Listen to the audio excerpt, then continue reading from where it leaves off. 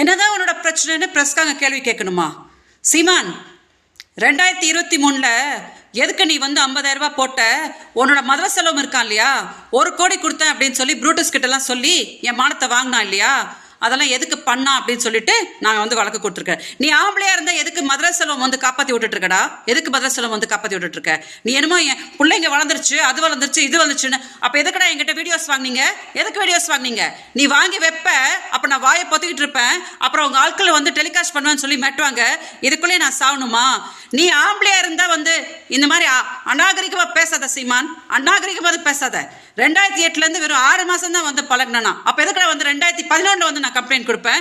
2011 நீங்களாம் கொடுத்த டார்ச்சருக்கு தான் நான் போட்ட துணியோட கம்ப்ளைண்ட் கொடுத்த கமிஷனர் ஆஃபீஸில். இந்த அசிங்கமாக பேசுகிற வேலையெல்லாம் வச்சுக்காதண்ணே. நீ பேசுறனா உன்னை விட கேவலமாக பேசுறதுக்கு எனக்கு தெரியும். சும்மா ட்ராமா போடாத, ட்ராமா போடாத. நேற்று வரைக்கும் நீ என்ன சொல்லிட்டு இருந்த? விஜயலட்சுமினா யாருன்னே தெரியாத அவங்க திமுக கூட்டிட்டு வந்தாங்கன்னு தானே சொன்னேன். நேற்று தானே சொல்கிறேன், ஆமாம் நான் 50,000 ரூபாய் கொடுத்தா அப்படின்னு சொல்லிட்டு. எதுக்கு மதுரை செல்வம் எங்கிட்ட வீடியோஸ் வாங்கிட்டு இருந்தான்?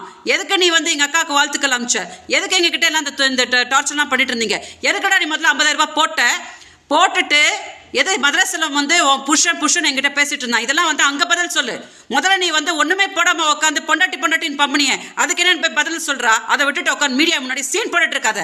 கேவல பிடிச்ச பொம்பளையா ஒன்னே மாதிரி ஒரு துப்புக்கட்ட நாய் கூட வாழ்ந்தேன் பாரு. நான் தாண்டா, எனக்கு தாண்டா கேவலம். ஒன்னே பெருசாக வேணும், பெரிய ஆள் மாதிரி பேசாத.